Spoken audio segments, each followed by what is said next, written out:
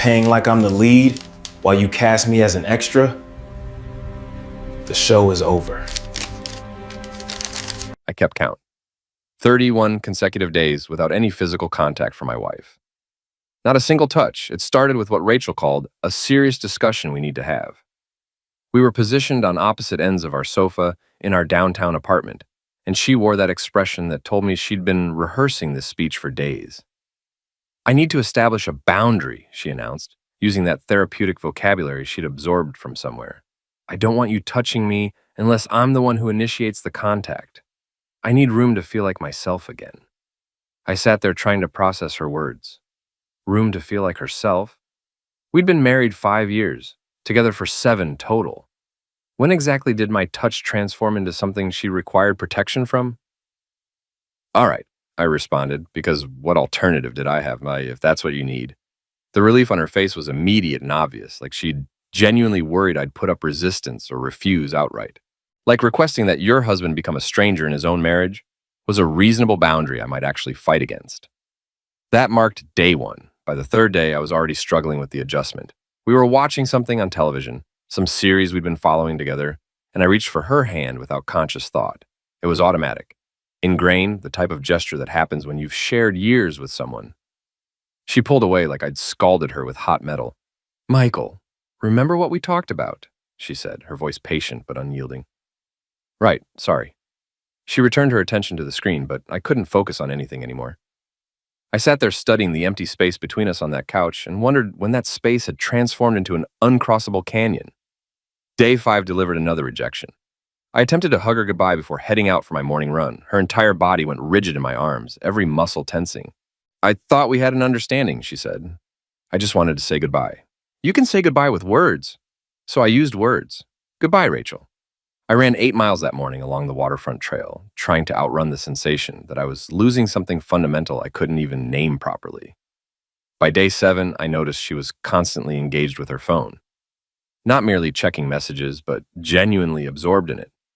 Scrolling endlessly, typing responses, smiling at the screen in ways she hadn't smiled in my direction for weeks. She'd occupy her end of the couch, and I'd sit on mine, and she was clearly somewhere else entirely. Somewhere that illuminated her face while I observed from across an ocean of cushions. That evening, a realization settled in my chest with the weight of a stone. I wasn't living with my wife anymore. I was living with a roommate who occasionally reminded me that we were technically still married. The days started blurring together after that point. Each one delivered a new small rejection, a fresh reminder of the rules she'd imposed. Day 12, I accidentally brushed past her in the kitchen and she actually flinched. Day 15, I sat too close to her at dinner, and she physically moved her chair away. Day 19, I tried to put my arm around her shoulders during a movie, and she stood up abruptly, claiming she suddenly needed the bathroom. By day 21, I stopped trying altogether, not consciously, not as some calculated strategy. I simply ran out of the energy it required to constantly monitor my every movement, to treat my own wife like she was constructed of glass that I might shatter with a simple touch. Day 28 arrived, and I marked it in my phone calendar. 1 month, 1 full month of living under her imposed rule. And in all that time, through all those days and nights, she hadn't initiated contact even once. Not a hug, not a kiss, not even a casual touch as she walked by me. Absolutely nothing. The rule, I realized with sudden clarity, was never actually about personal space. It was about deliberately creating distance, specifically and exclusively from me. Day 31 was a Wednesday morning. I woke up, and the very first thought that entered my consciousness was that it had been exactly 1 month since my wife had touched me. 1 month since she demonstrated any physical affection whatsoever. 1 month of sleeping next to someone who might as well have been residing on a different continent. I found her in the kitchen making coffee, staring at her phone, a small private smile playing at the corners of her mouth. Something about that smile, so intimate and pleased and directed at something that wasn't me, made everything crystallize with perfect clarity. "It's been a month," I said. She glanced up, confusion crossing her features. "A month of what?" "A month since you established your rule. You haven't initiated contact once." She waved her hand dismissively, like I was making too much of something trivial. "I've been busy. Don't manufacture drama where there isn't any." And there it was, the final piece clicking into its proper place. I wasn't manufacturing anything. It already was something. She just didn't want to acknowledge it. You're right, I said, setting down my coffee mug with more care than strictly necessary.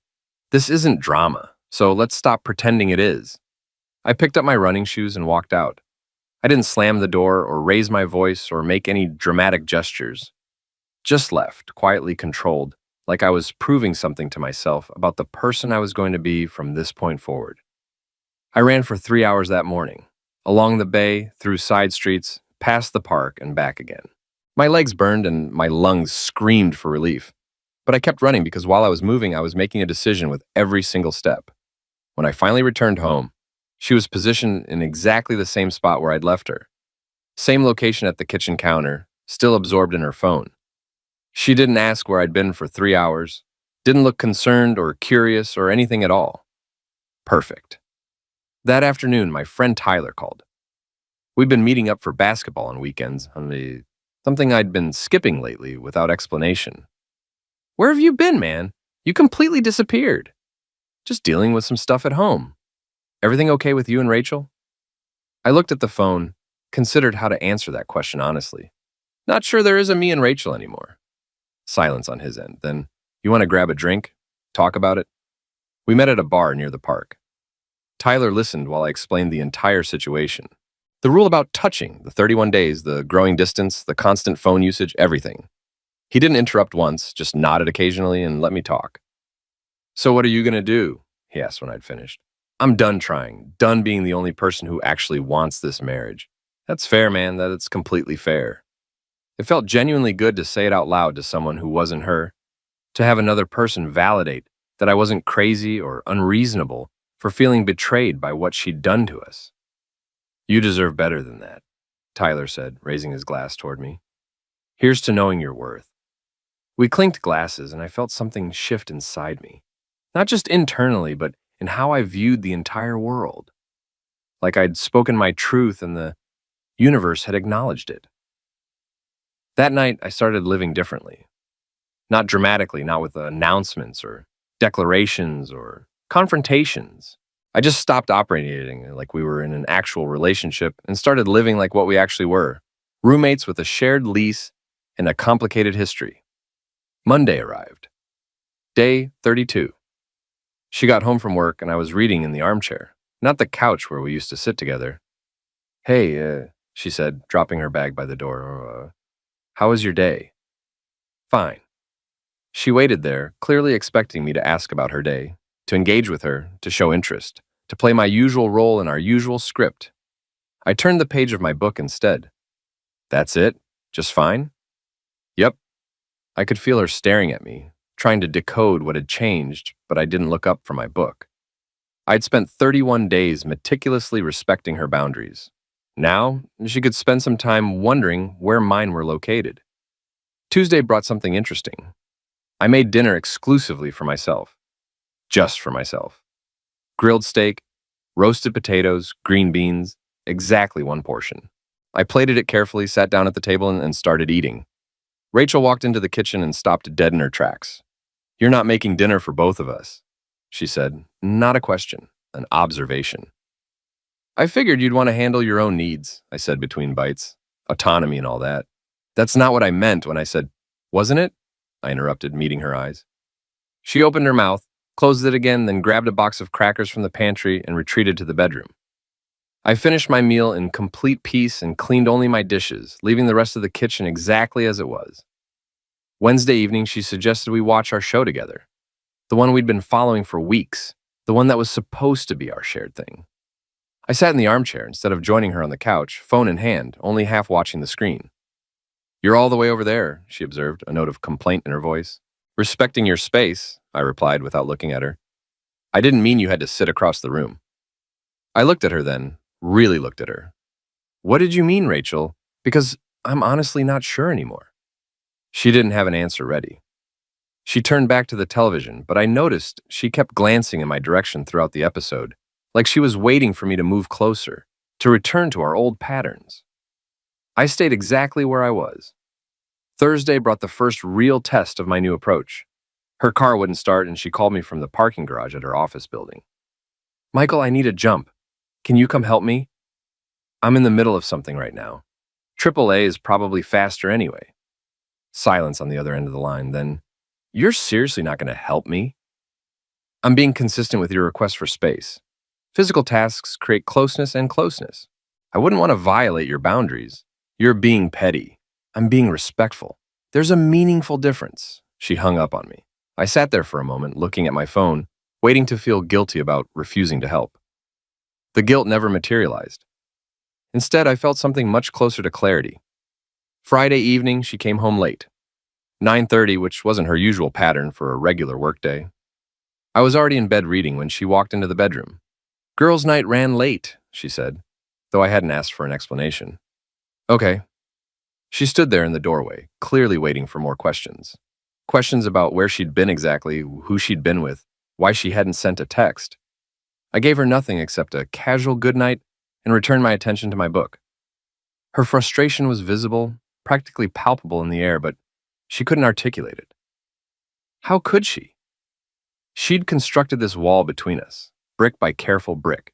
She didn't get to be upset now when I stopped attempting to climb over it. Saturday morning arrived with its own kind of revelation. Usually weekends meant breakfast together, planning our day, existing in each other's orbit even if we weren't touching. I made myself eggs and toast, ate at the counter, cleaned my dishes, and headed out for a run. All of this occurred before she'd even emerged from the bedroom. When I returned, she was standing in the kitchen looking genuinely lost. "What are your plans today?" she asked. "Why are you asking?" She fumbled for an answer. I thought maybe we could do something together." "Like what?" "I don't know, something. We used to do things together." "We used to do a lot of things," I said, grabbing a water bottle from the fridge. "All by design." I left her standing in that kitchen and spent the rest of the day at the park, reading on a bench, existing in my own space the way she'd been insisting she needed to exist in hers. Sunday, she suggested dinner at our favorite restaurant downtown, the place where we'd had our first date years ago, where we'd celebrated anniversaries, where we'd built memories that felt significant once.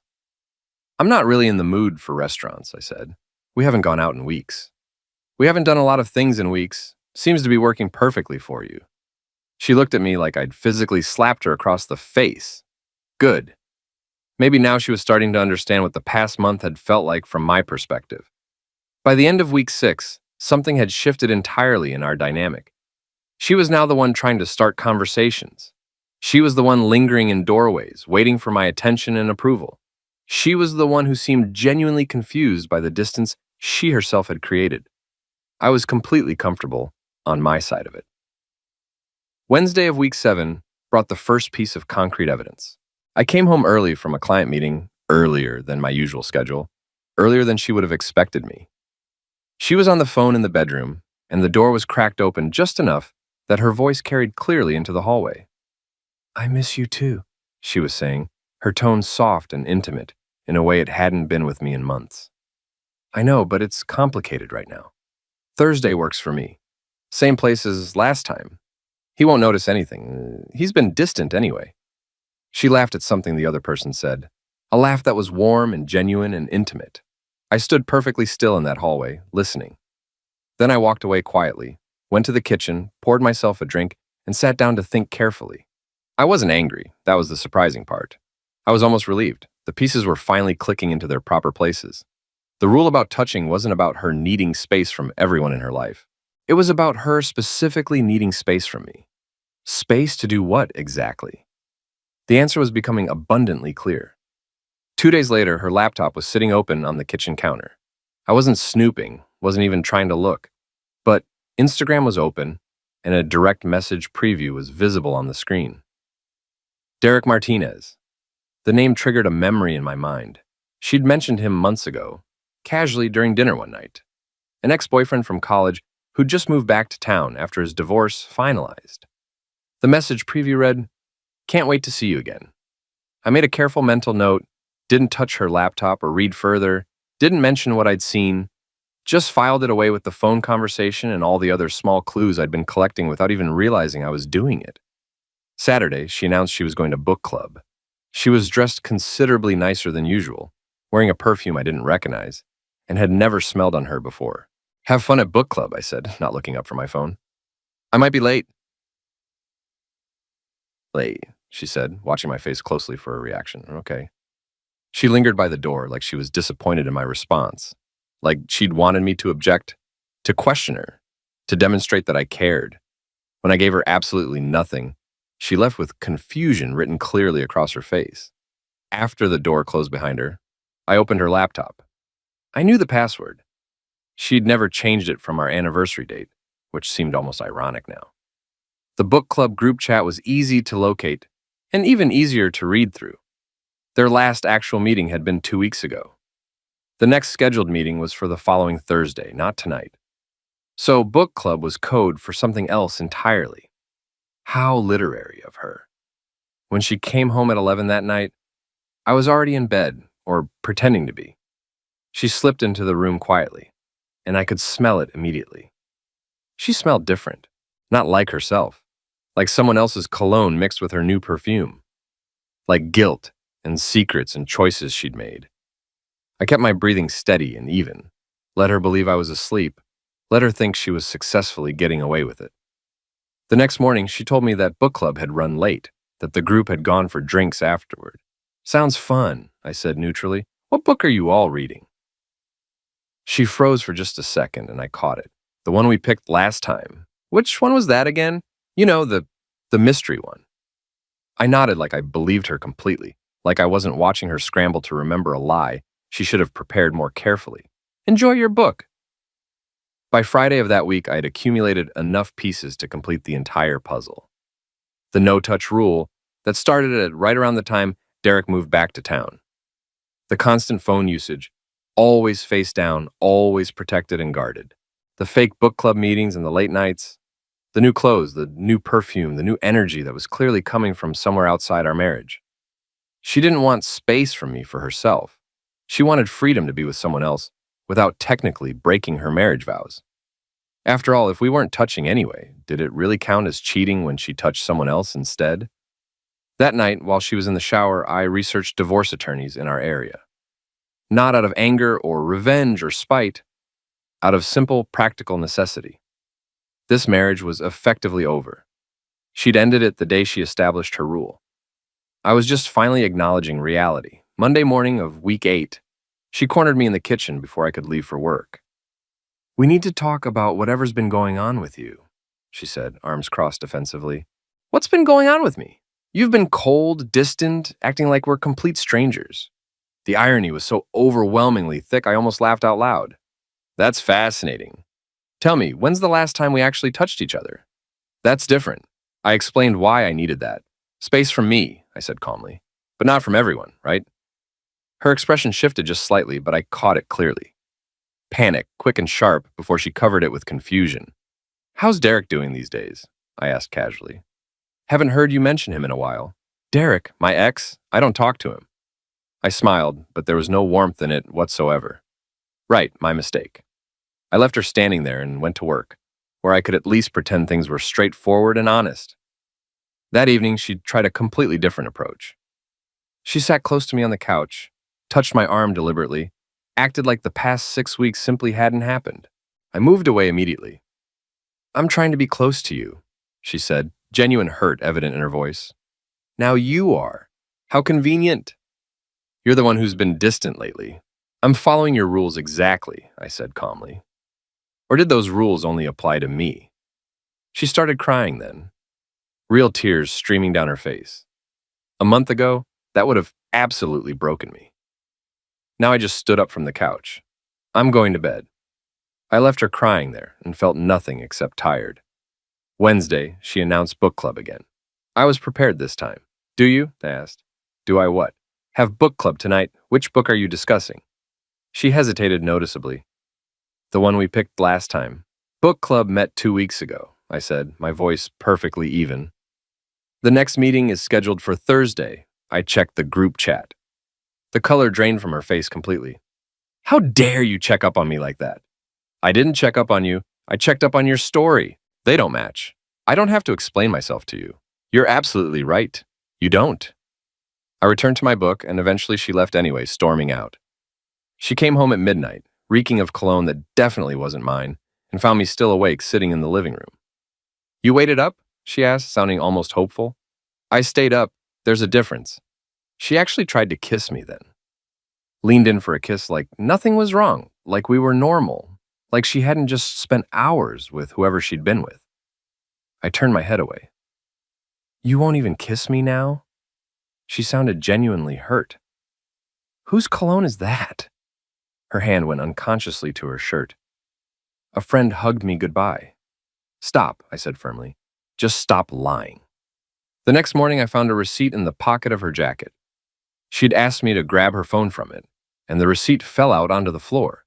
Dinner for two at an expensive restaurant downtown last Thursday. The supposed book club night. The total was $140. Wine, appetizers, 2 entrees, dessert to share. Not the kind of meal you have alone or with a group of book club friends. The kind of meal you have on a date with someone special.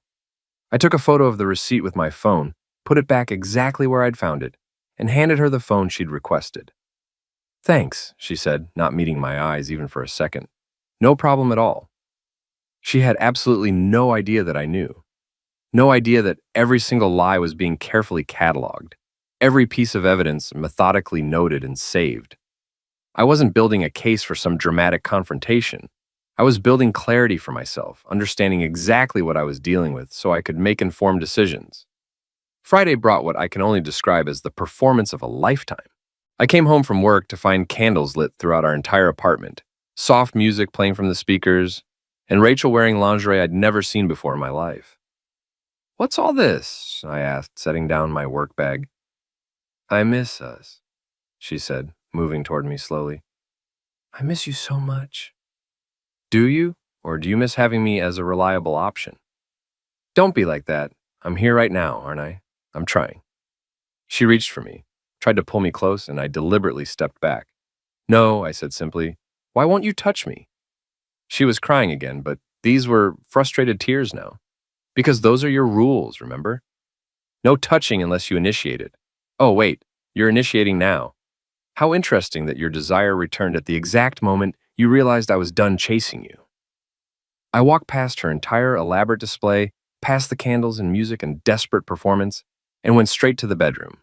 I heard her blow out the candles one by one behind me, each breath sounding like a small defeat. The next day, she tried anger as her strategy. "Fine," she shouted at me across the kitchen. "You want the truth? Derek and I have been talking. We met for coffee a few times. That's all it was." "Coffee at midnight? It's not what you think it is." I looked at her, really looked at her. "You know what? It doesn't actually matter what I think. You made your choice when you created that rule. You wanted to keep me at arm's length while you figured out if your ex-boyfriend was a better option than your husband.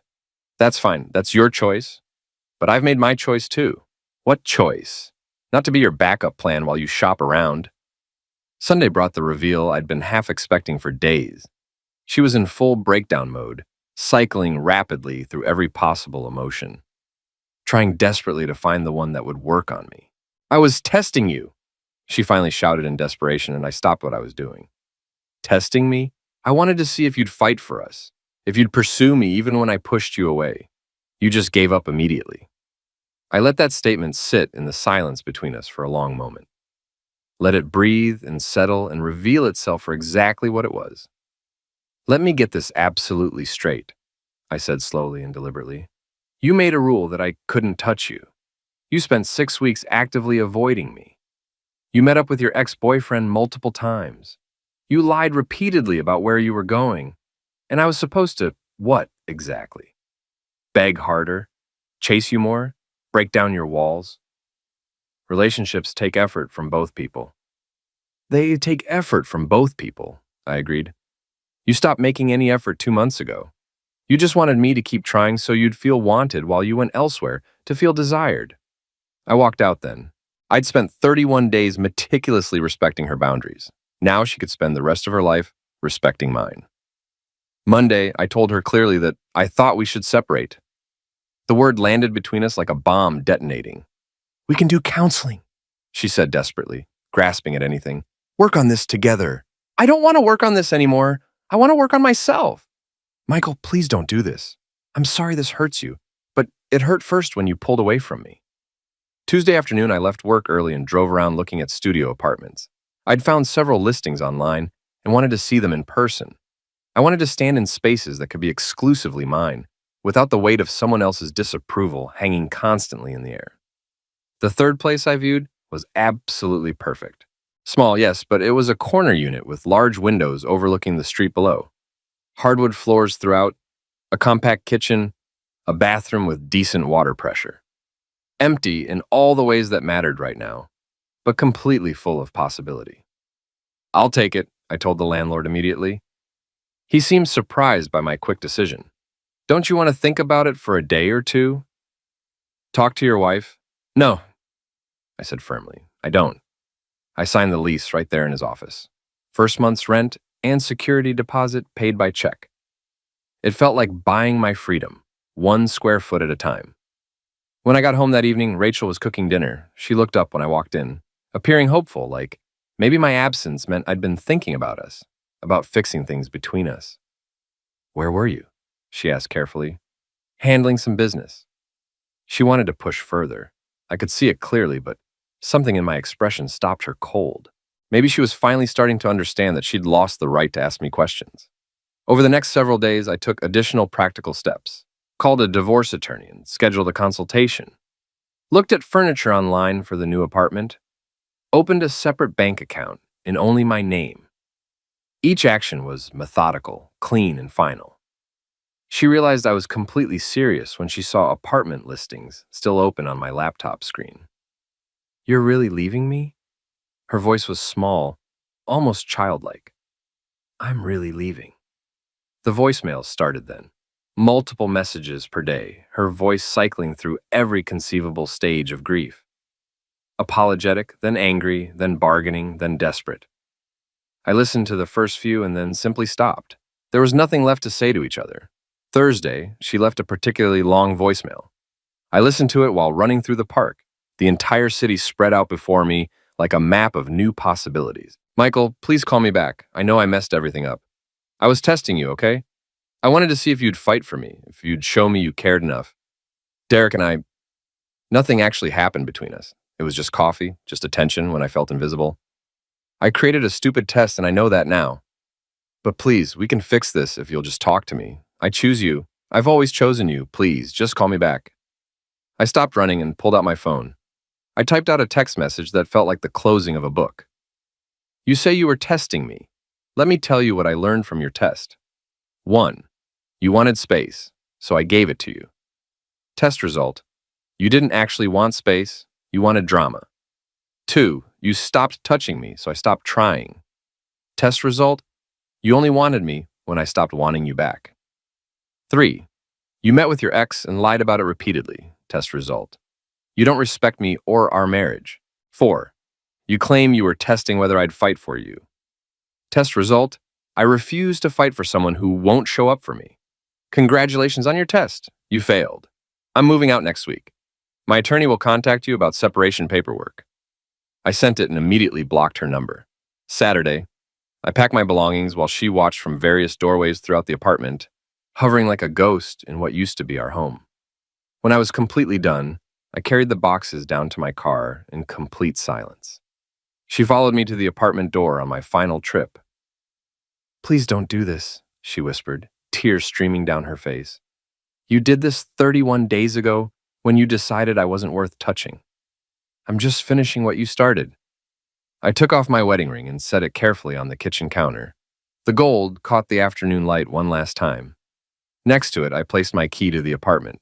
Everything that truly mattered fit into 7 boxes and 2 suitcases. I'd been deliberate and thoughtful about what I packed. My books, my running gear, my coffee maker, the framed photograph of my parents, the blanket my grandmother had made before she died. Things that were mine before Rachel entered my life. Things that would remain mine after. What I left behind told its own story. The wedding album, sitting on a shelf collecting dust for months. The couple's cookbooks we'd bought together and never actually used. The artwork we'd chosen as compromises. All of it stayed behind, like artifacts from someone else's life entirely. I heard her collapse behind me as I walked out that door, but I didn't look back. Didn't let myself feel anything except the weight of boxes in my arms and the lightness of that ring no longer on my finger. The studio apartment was small, completely unfurnished, empty in every way that mattered.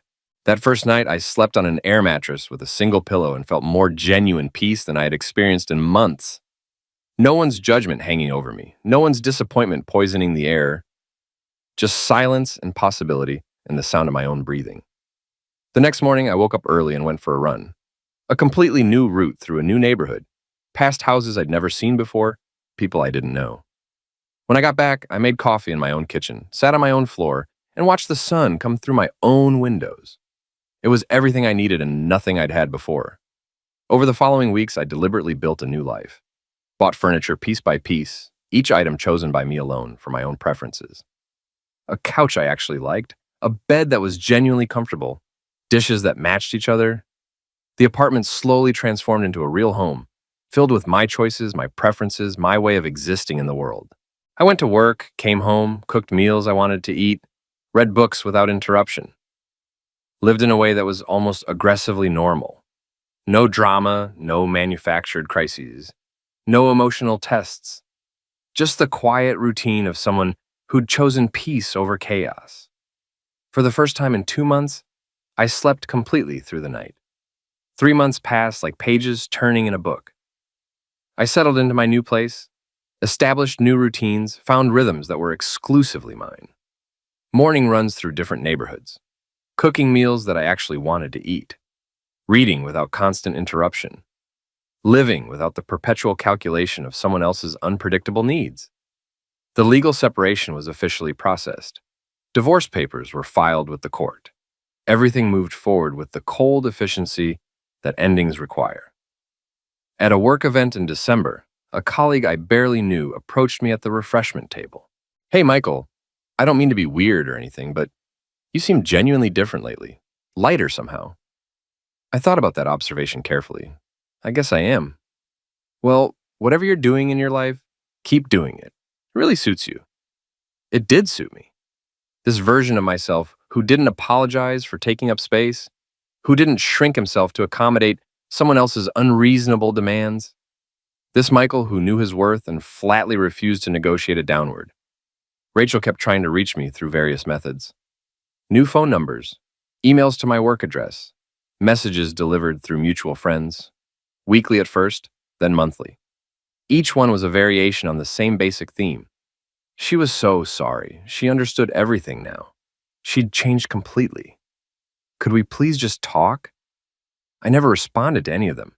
There was nothing left to say to someone who'd tested my love by deliberately withdrawing hers. One morning in late January, I was sitting at a coffee shop with a book when my phone buzzed with a notification. A voicemail from yet another new number. I almost deleted it without listening, but something made me press play. "Michael, it's me. I know you won't call back, but I need to say this anyway." Her voice was different this time, calmer, sadder, more genuinely reflective than the desperate messages that came before. "I get it now. What I did wasn't a test of your love. It was sabotage of our relationship. I was scared of how good we were together, so I deliberately created distance between us. And then when you gave me exactly the distance I asked for, I panicked completely. I wanted you to prove you loved me by breaking down my walls and pursuing me anyway. But you respected my boundaries instead. And that was exactly what I needed, but not what I wanted in the moment. I watched steam rise from my coffee cup, listened to her words, felt nothing except a distant sort of pity for her. I realize now that I was setting you up to fail, not succeed. Because if you failed my test, I'd have a convenient excuse to explore something else, someone else. I'm so sorry for everything. I threw away the best thing in my life because I was too immature and afraid to recognize it. I hope someday you can forgive me for what I did. I hope I can eventually forgive myself. And I really hope, you find someone who knows your value from day one and never makes you question it for a second. You deserve so much better than what I gave you. Take care of yourself, Michael." The message ended. I sat there for a moment, then deleted it completely, blocked the new number, and felt the finality of it settle into my bones like profound relief. "Excuse me," the woman from the next table said, interrupting my thoughts. "Sorry to interrupt, but is that the new Murakami novel?" I looked up and saw her friendly smile, her genuine interest in literature. It is. Have you read it yet? Not yet. Is it good so far? Very good so far. We talked easily about books, about the neighborhood, about the coffee shop, and whether their pastries were actually worth the premium price. It was easy, natural, completely free of calculation or manipulative games. When she laughed at something I said, briefly touching my arm in a natural gesture, it didn't feel like a test or a trap. It felt like genuine human connection. Her name was Emma. She worked at an office nearby and came to this coffee shop most mornings before work. We exchanged phone numbers, made vague plans to meet for coffee again sometime soon, and parted with easy, comfortable smiles. I didn't know if anything romantic would come of this connection, but I knew something far more important. I wasn't afraid of connection anymore, wasn't afraid of rejection or vulnerability or offering affection that might not be returned immediately. Because I'd learned something genuinely valuable from those 31 days of being completely untouched by someone who claimed to love me. The right person won't make you earn their affection through tests and games. They'll give it freely and consistently, or they won't give it at all. Walking away from someone who deliberately withholds love isn't giving up on the relationship. It's choosing yourself and your own well-being. And sometimes that's the most loving thing you can possibly do. I finished my coffee, gathered my things, and walked out into the cold morning air. The sun was breaking through the clouds, casting light on puddles and making the wet streets shine like polished glass. Somewhere behind me was a version of myself who'd counted days and accepted crumbs and forgotten his own fundamental worth. Ahead of me was simply forward,